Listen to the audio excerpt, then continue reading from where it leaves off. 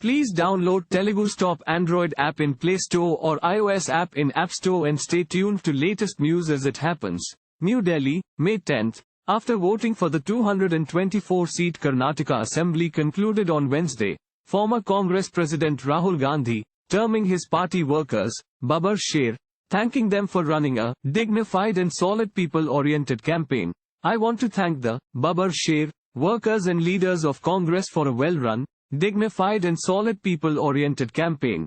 Thank you to the people of Karnataka for coming out in large numbers to vote for a progressive future, he said in a tweet. His remarks came after the polling for the Karnataka Assembly concluded on Wednesday at 6 p.m. According to the Election Commission, 65.69% voting was recorded till 5 p.m. Counting of votes will take place on May 13.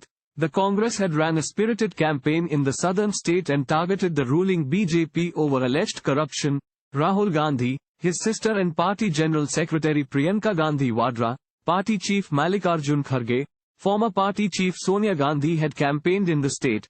The Congress in its manifesto promised Gruha Jyothi, 200 units of free electricity, Gruha Lakshmi, 2,000 rupees monthly to every woman head of the family, Anna Bhagya, 10 kilograms of food grains of their choice, among rice, ragi, jwar, millet, to every person in a BPL family and free travel to all women in regular Karnataka State Road Transport Corporation and Bengaluru Metropolitan Transport Corporation buses.